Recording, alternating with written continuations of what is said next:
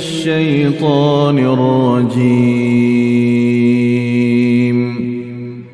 بسم الله الرحمن الرحيم.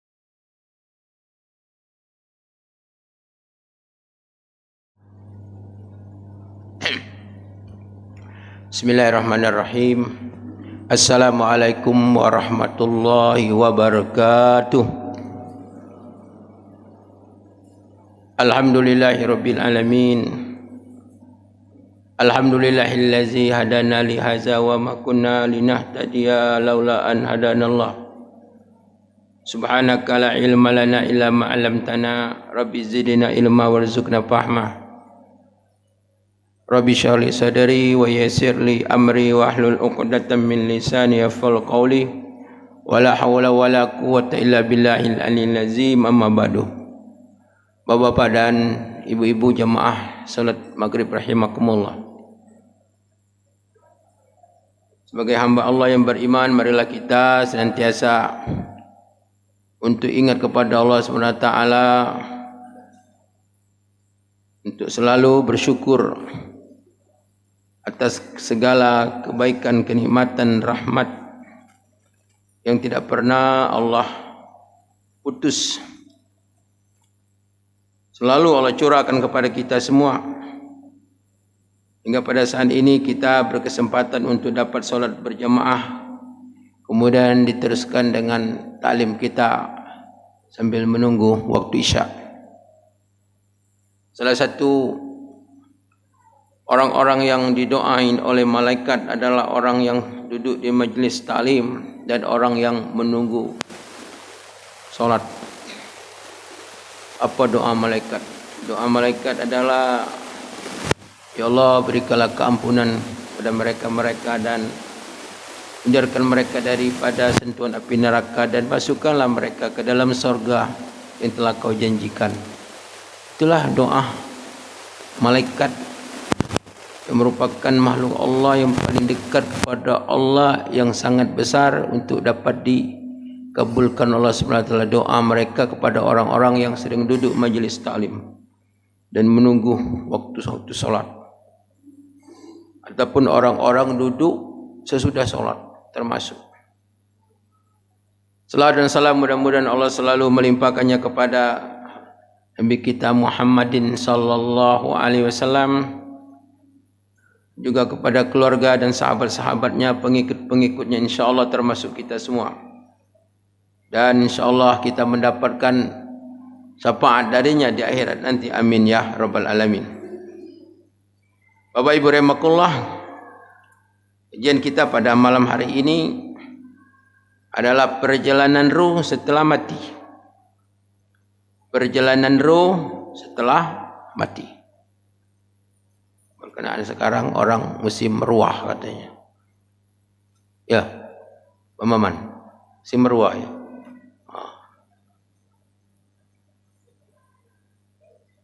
Di dalam sebuah hadis Rasulullah SAW dari Al-Bara' bin Azib. Al-Bara' bin Azib ini sahabat Rasulullah SAW.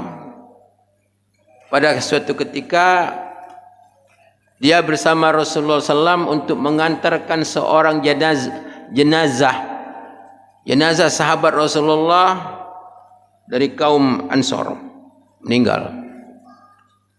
Diantarlah ke kuburan.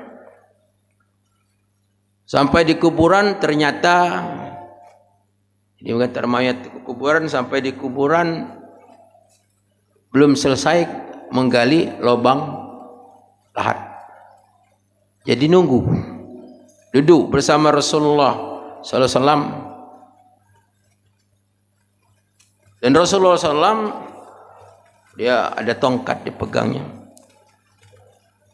Kemudian tongkat itu ditanjaknya ke tanah. Dia seolah-olah melihat ke atas, melihat ke bawah, melihat ke atas, melihat ke bawah, melihat ke atas, menunduk ke bawah. Seolah-olah ada burung di atas mereka. Kemudian Rasulullah SAW berkata, "Ista'izu billah min azabil kubri." Ista'izu billahi min azabil kubri. 2 kali 3 kali dia mengucapkan itu. Kemudian juga dia mengatakan, Allahumma inni a'udzubika min azabil kubri. Jadi artinya berlindunglah kamu kepada Allah dari azab kubur. Kemudian dia berdoa, Allahumma inni a'udzubika min azabil kubri. Ya Allah, aku berlindung kepadamu dari azab kubur. Jemaah rahimakumullah. Setelah itu Rasulullah SAW meneruskan sabdanya. Kata Rasulullah SAW, apabila seorang mukmin yang telah mengundurkan dirinya untuk kehidupan di dunia dan menuju kehidupan kampung akhirat, maka pada waktu itu kata Rasulullah SAW, Allah Subhanahu wa taala mengutus beberapa malaikat yang mereka itu adalah muka yang begitu bersih dan bercahaya seperti cahaya matahari. Maka mereka duduk sejauh mata memandang, dan mereka kata Rasulullah membawa kain kapan dari surga yang begitu harum. Kemudian tidak lama datanglah malaikat maut, duduk di samping kepala seorang yang akan meninggal. Maka malaikat maut itu berkata, wahai ruh yang baik dari jasad yang baik, kembalilah kepada Allah dengan redha dan keampunan. Ada riwayat yang mengatakan, irji'i ila rabbiki radiyatan mardiyah.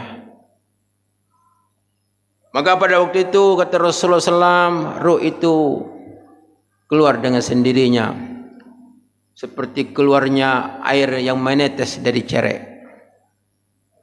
Begitu mudah ruh orang-orang yang beriman, sebagaimana doa Allahumma hawin alaina fi syakaratil maut. Ya Allah, berikanlah kemudahan ketika akan zakaratil maut.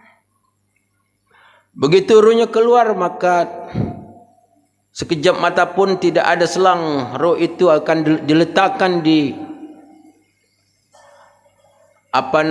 kain kapan dan kapar yang datang dari surga dengan harum yang begitu semerbak. Kemudian roh itu dibawalah naik ke langit. Maka semua malaikat yang dilewati bertanya, ruh siapa? Ruh siapa itu? Ini adalah ruh Sipulan bin Sipulan, Sianu bin Sianu. Maka malaikat-malaikat yang ada di langit berdoa kepada Allah Subhanahu wa taala agar ruh itu lewat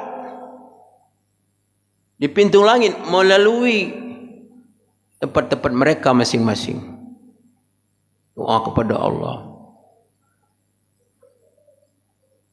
Setelah sampai ke langit, maka malaikat-malaikat yang ada di langit itu adalah mengantar ruh itu sampai ke langit kedua.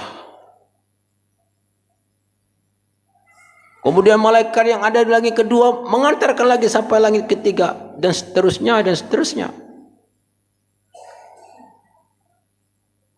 Kemudian sampailah ke langit yang ketujuh. Sebagaimana firman Allah Subhanahu wa taala, wa ma adraka ma iliyun kitabun marqum yashhadul muqarrabun.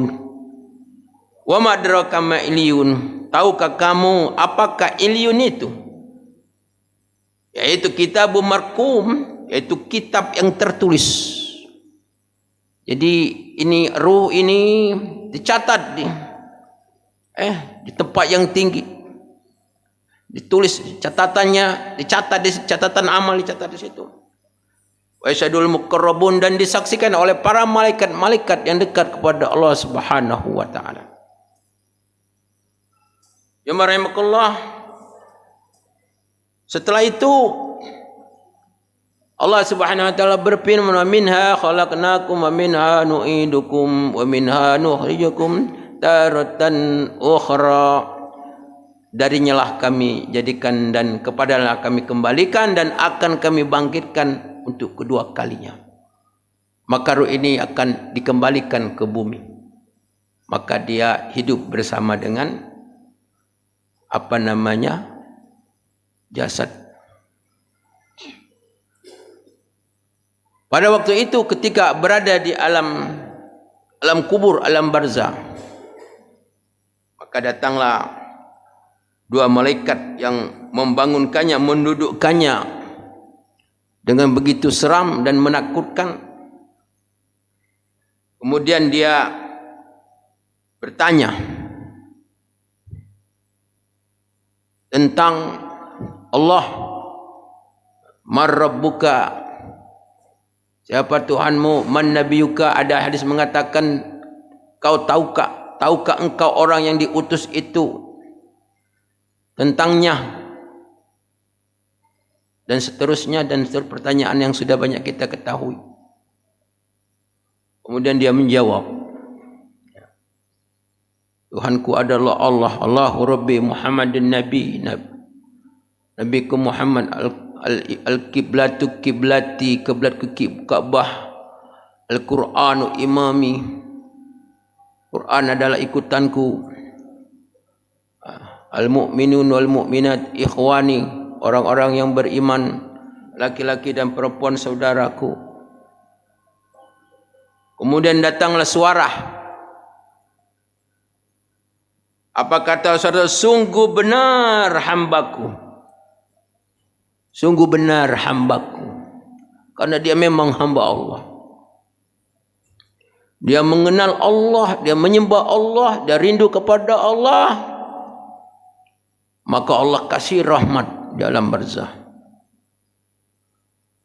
Hamparkanlah kepadanya, kata Allah, permadani dari sorga. Hamparkan permadani dari sorga. Kemudian dibukalah, dilapangkan kuburnya, dibukakanlah jalan pintu menuju sorga. Ini dikatakan oleh baginda Rasulullah sallallahu alaihi wasallam.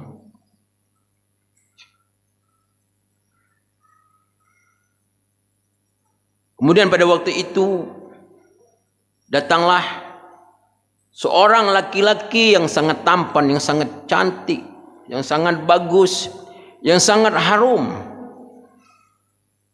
Dia berkata, aku datang adalah untuk memberikan kabar yang sangat mengembirakan hatimu. Yaitu Allah Subhanahu wa taala memberikan keredoan dan keampunan kepadamu. Dia bertanya, siapa Anda? Saya adalah amalmu, amal solehmu. Tidaklah saya ketahui engkau kecuali engkau selalu bergegas untuk melakukan ketaatan kepada Allah dan menjauhkan segala apa yang dilarang oleh Allah Subhanahu wa taala. Jemaah rahimakumullah. Kemudian pada waktu itu dibukalah pintu neraka. Perlihatkan neraka. Andai kata kau hidup di dunia dulu tidak beriman, maka itu tempatmu. Maka dia mengucapkan alhamdulillahillazi hadana li hadza wa ma kunna linahtadiya laula an hadanallah. Kalau Allah tidak memberikan hidayah, maka tidak ada yang memberikan hidayah. Laula an hadallah. Dia bersyukur, terima kasih. Jadi kalau kita lihat ucapan-ucapan orang yang beriman itu setelah meninggal sampai hari kiamat, di alam barzah sampai hari kiamat, ucapannya apa? Alhamdulillah, alhamdulillah, alhamdulillah. Tak lagi dia mengucapkan Rabbana, Rabbana. Tidak lagi. Dia hanya mengucapkan Rabbana itu ketika dia hidup di dunia. Tapi setelah dia meninggal, apa ucapannya? Alhamdulillah. Karena betul-betul apa yang dijanjikan Allah Subhanahu wa taala sudah dapat dia buktikan. Kemudian pada waktu itu dia berkata kepada berdoa kepada Allah, ya Allah, cepatkanlah hari kiamat. Karena aku ingin bertemu dengan keluargaku. Aku akan berkumpul dengan keluargaku, dengan hartaku. Orang yang beriman ini hartanya banyak. Dia betul-betul mendapatkan kemuliaan. Karena kalau orang di dunia ini, orang yang dipandang mulia, orang yang banyak harta. Tapi kalau di akhirat, orang yang mulia, orang yang banyak amal.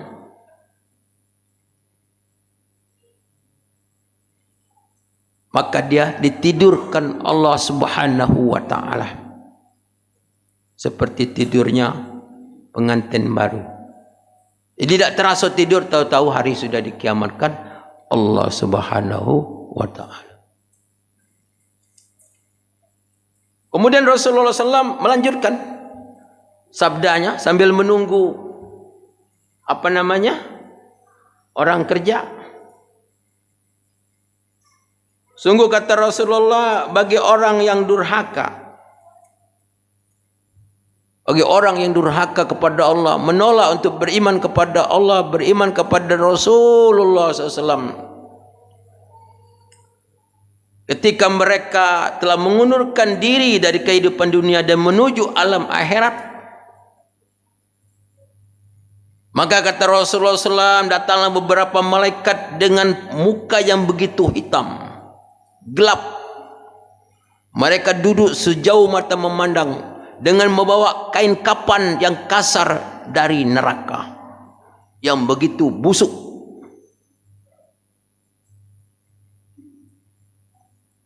Tidak lama kemudian datanglah malaikat maut. Malaikat maut datang dengan begitu seram. Apa katanya? Wahai ruh yang jahat, dari tubuh yang jahat keluarlah dengan murka dan kebencian Allah Subhanahu wa taala. Wah. Ruh itu tidak mau keluar. Maka ditabuk, dicabut, ditarik dari mana? Dari tumit. Tapi Masya Allah, tarik dari tumit. Kata Rasulullah SAW, seperti besi yang bercangka-cangka, berkait-kait, ditarik dari dalam daging. Bagaimana rasa sakitnya? Sakitnya mati. Orang yang durhaka kepada Allah Subhanahu wa taala. Kemudian ruh itu setelah dikeluarkan, kemudian dimasukkan, diterima oleh malaikat, sudah menunggu, dimasuk ke dalam kapan, kemudian dibawa bau yang begitu busuk. Para malaikat bertanya, itu bau siapa itu? Bau ruh siapa itu? Bau Sianu bin Sianu. Maka akhirnya para malaikat ini mereka tidak mendoakannya. Karena di dalam ayat Quran dikatakan laknatullah wal malaikatu wan nasu ajmain. Dia akan dilaknat Allah, dilaknat malaikat, dan dilaknat semua manusia. Ini orang yang tidak beriman nih. Begitu mau naik, ternyata tidak ada malaikat, tidak ada yang membuka pintu langit. Tertutup pintu langit. Bagaimana firman Allah Subhanahu wa taala dalam surah Al-A'raf ayat 40. Wala tupattau lahum abwabus sama wala yadul jannah hatta yalijal jamalu fi syamil khiyat wa kadzalika najzil mujrimin. Maka tidak dibuka bagi mereka pintu langit dan mereka tidak akan masuk surga seperti masuknya anak lembu ke dalam lubang jarum. Wa kadzalika najzil mujrimin, begitulah balasan bagi orang-orang yang ketika hidupnya selalu berbuat dosa.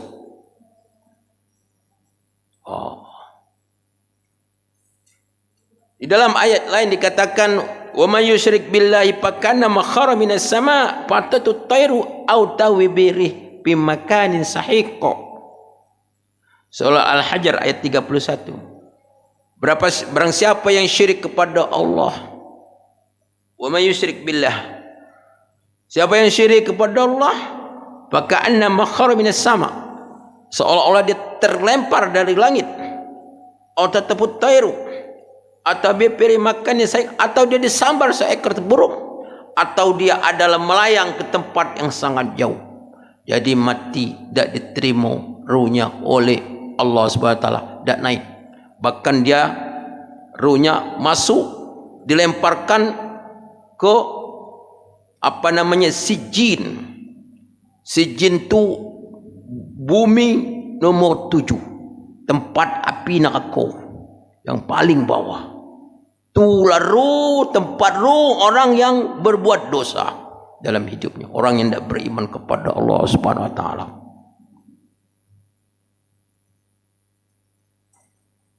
Kemudian dia disatukan dengan tubuhnya, dengan jasadnya. Kemudian datanglah malaikat. Datang malaikat, dia didudukkan, dia ditanya oleh malaikat tentang pertanyaan yang sama. Ma rabbuka, man nabiyuka, ma kiblatuka, ma imamuka, ma ikhwanuka, dan sebagainya. Bisa jawab dia. Gimana dia mau jawab? Dia tidak kenal Tuhan.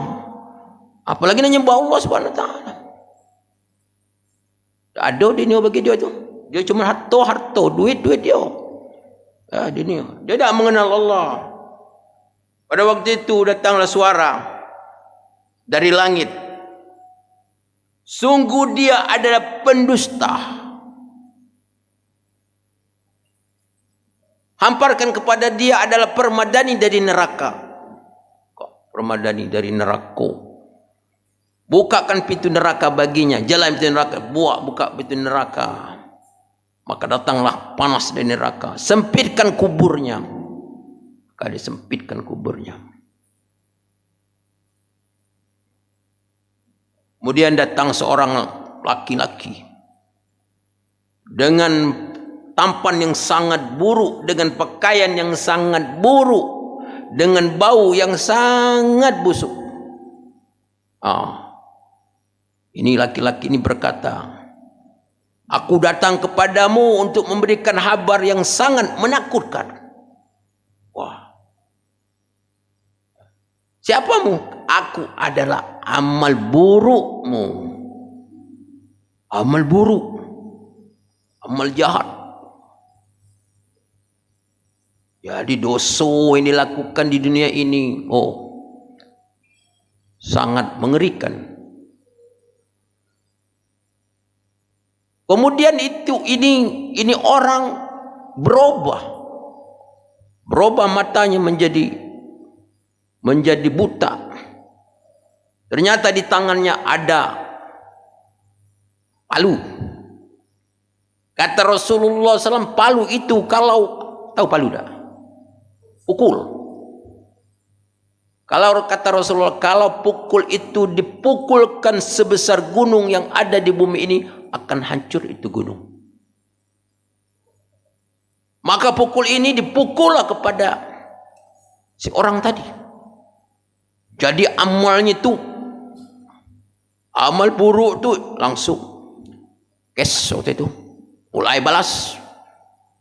Ini jadi orang-orang sekarang, orang-orang yang hidup yang gawe berbuat dosa, semakin banyak buat dosa, semakin akan menderita, dosanya akan menyiksa dirinya.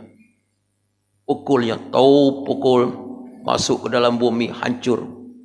Terdengarlah kata Rasul, semua makhluk jeritannya sampai kemana-mana, ke ruang angkasa yang tidak kedengaran manusia dan jin.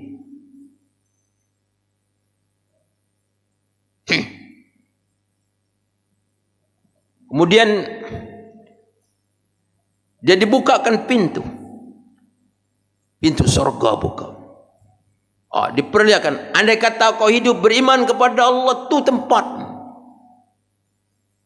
Kemudian dia dibuka pintu neraka, tempat dia berdoa kepada Allah, ya Allah, janganlah kau kiamatkan hari, jangan kau cepat hari kiamat. Takut dia. Karena kalau sudah kiamat, dia akan dimasukkan ke dalam neraka yang sudah disiapkanlah disebabkan perbuatan ketika dia hidup di dunia. Bapak Ibu rahimakumullah, itulah perjalanan hidup manusia. Jadi kemana ruh itu pergi? Ya, itulah perjalanan ruh. Ya, menurut apa yang disampaikan oleh Rasulullah SAW. Tetapi ruh ini bermacam-macam. Ya. Jadi ruh ini bermacam-macam. Ruh ini tempatnya memang tidak ada diperinci di dalam keterangan para ulama. Kenapa? Karena firman Allah Subhanahu wa taala dalam surah Al-Isra ayat 85. Yas'alunaka 'anir ruh, qul ruh min amri rabbi. Wa ma utu minal ilmi illa qalilah. Mereka bertanya kepada Muhammad tentang ruh. Qul, katakanlah,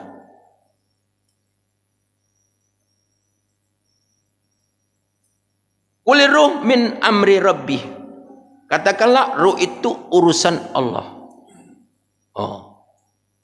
Wa ma utu minal ilmi illa qalil. Aku, kata Allah, tidak memberikan ilmu tentang ruh kecuali sedikit. Jadi ruh itu, pembahasan tentang ruh sangat sedikit oleh ulama karena berdasarkan ayat ini. Tapi sebagian para ulama seperti di dalam buku Ruh karangan Imam Ibnu Qayyim rahimahullah, jadi ruh itu punya tingkatan-tingkatan. Di mana ruh itu bertempat tinggal setelah manusia itu meninggal. Ada ruh yang tinggi seperti ruhnya para nabi dan rasul. Mereka di tempat yang tinggi. Makanya ketika Rasulullah Isra Mi'raj bertemu dengan ruh-ruh mereka, ya kan? Ruh Nabi Adam, ya, Nabi Idris, terus ketemu mereka semua, bertemu, Masya Allah, ya kan? Ada ruhnya para orang-orang yang mati syahid. Dalam hadis Rasulullah katakan ruhnya adalah di rongga burung yang berwarna hijau yang dibawa terbang di atas surga. Masya Allah. Jadi ruhnya bukan tempatnya di di jasad, tidak, diabadikan Allah karena ruhnya.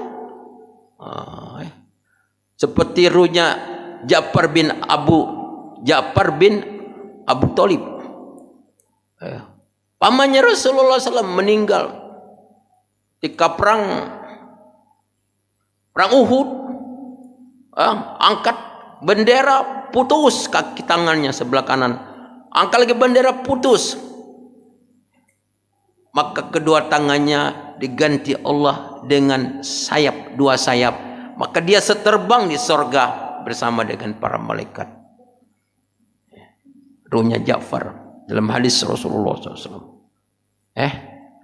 Jadi ruh ini, ruh orang-orang yang beriman, dikumpulkan bersama orang-orang yang beriman.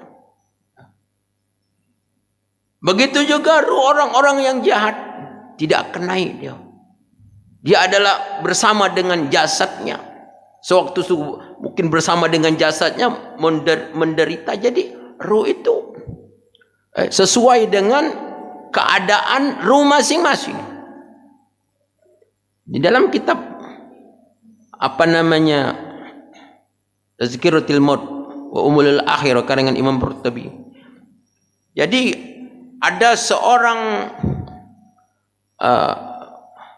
seorang laki-laki meninggal dunia. Kemudian kemudian istrinya meninggal dunia. Kemudian tetangganya meninggal dunia. Jadi suaminya meninggal dunia dahulu. Kemudian istrinya, kemudian tetangganya. Kemudian suami tadi bertemu dengan tetangganya karena tetangganya ini adalah seiman. So dipertemukan Allah Subhanahu wa taala di alam barzah. Kemudian suaminya bertanya, bagaimana keadaan istriku? Katanya istrimu sudah lama kembali, tapi tidak ketemu, padahal kuburnya dekat. Karena memang ruh itu adalah tidak akan bertemu di alam barzah, kecuali Allah Subhanahu wa taala mempertemukannya. Itu adalah jika ruh orang yang beriman bersama dengan orang yang beriman, ya. Orang yang tidak beriman bersama dengan ruh orang-orang yang tidak beriman kepada Allah Subhanahu wa taala. Bapak Ibu rahimakumullah.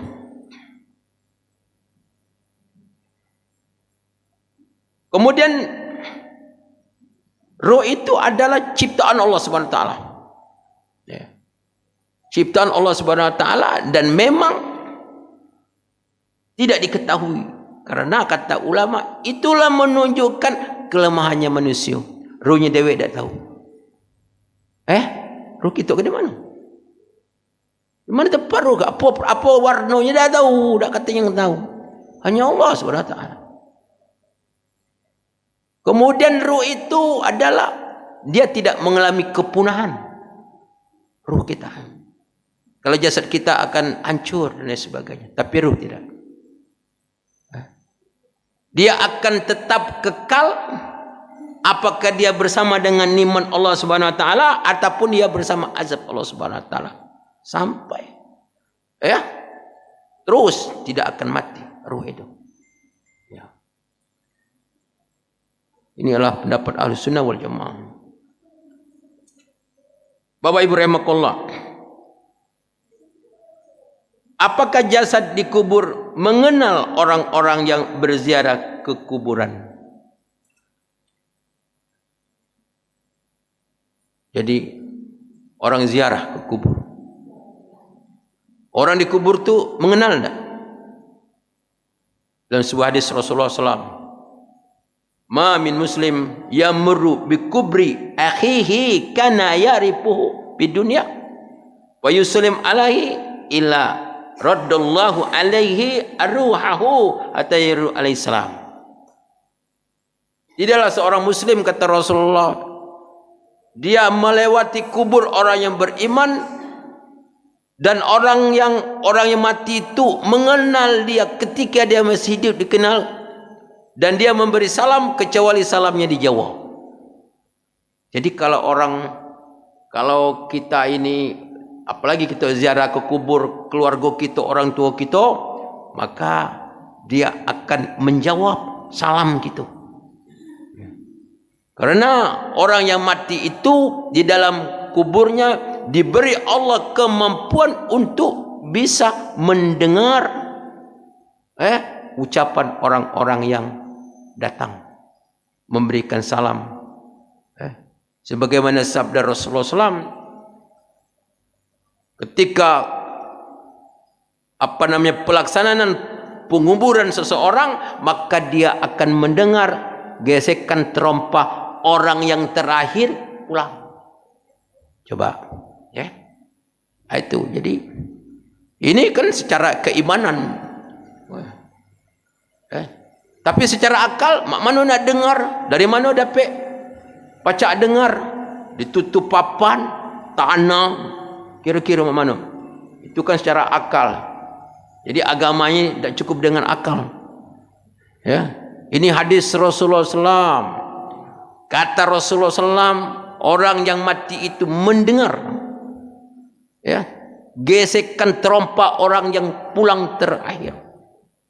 Jadi Allah Subhanahu wa taala memberikan kemampuan, ya, untuk mendengar. Bahkan Rasulullah SAW ketika terjadi perang Badar, itu rombongannya Abu Jahal tuh mati. Orang-orang munafik itu banyak yang mati tuh. Kemudian dikuburlah di sumur tua. Kemudian Rasulullah mengatakan, bagaimana, kata Rasulullah, apakah kamu sudah merasakan apa yang kamu lakukan selama ini? Kata Rasulullah, ngomong itu. Ya Rasulullah, mereka itu sudah mati. Kata sahabat, apakah dia mendengar apa yang diucapkan Rasulullah? Kata Rasulullah, mereka mendengar lebih jelas daripada pendengaran kamu daripada mereka. Mereka mati itu kata Rasulullah, dia mendengar kata Rasulullah. Pendengaran lebih jelas daripada pendengaran kamu kata Rasulullah. Masya Allah. Itu. Bapak Ibu rahimakumullah, masih berapa menit lagi? Habis ya. Jadi apa sekarang musim apa namanya? Musim ruahan. Jadi sebenarnya ruahan itu kalau ditanya apa? Katanya kirim doa kepada arwah. Ya, kalau saya sebagai pribadi saya tidak pernah acara-acara seperti begitu. Ngapa?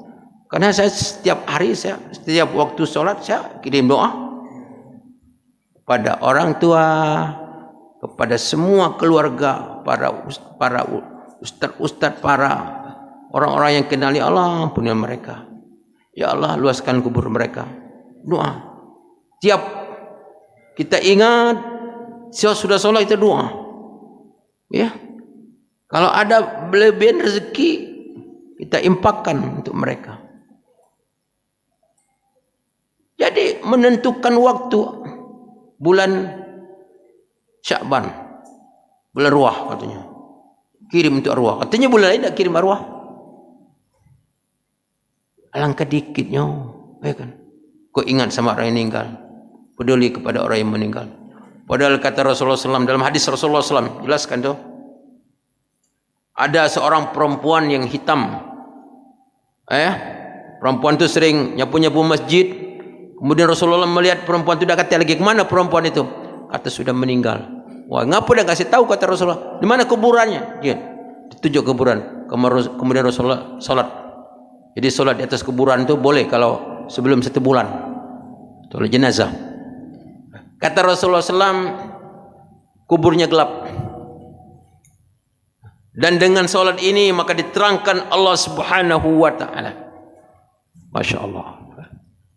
Jadi dalam hadis yang lain dikatakan, doa orang yang hidup itu, andai kata kuburan itu dalam keadaan gelap, maka dia akan, dengan datangnya doa, maka kuburan itu akan menjadi terang benderang. Alangkah senangnya orang yang meninggal itu kalau gitu doa. Cuman mendoa di bulan Rejabnya, bulan Sya'ban ini. Bulan Sya'ban, ala kedikitnya yo setahun. Coba kita bayangkan.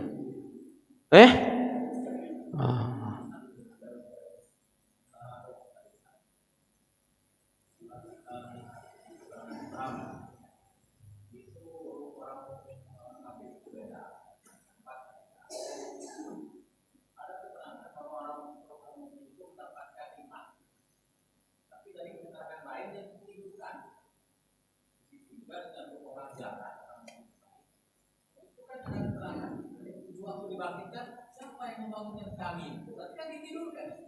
Berarti di situ menafikan hikmat kubur dan azab kubur. Karena tidur. Bagaimana? Karena keterangannya mana? Ya, makanya dikatakan tadi bahwa ruh itu adalah bermacam-macam sesuai dengan amal mereka masing-masing. Ya, ada dia mendapatkan nikmatnya kubur. Tadi saya katakan bahwa ketika dia melihat sorga, maka dia berdoa kepada Allah.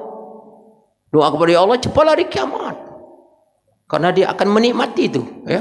Maka dia tidurkan Allah SWT. Seperti tidurnya pengantin baru. Jadi tak terasa hari sudah dikamarkan Allah. Jadi perasaan itu, perasaan dirobah Allah SWT, dia lama dia. Ya. Jadi itu adalah, jadi artinya keadaan ruh yang ada dalam kubur itu tidak sama, bermacam-macam menurut tingkatan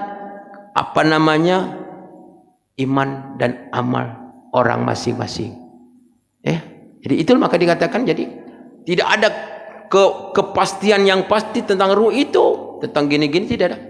Karena masalah ruh itu adalah urusan Allah Subhanahu wa taala. Ya.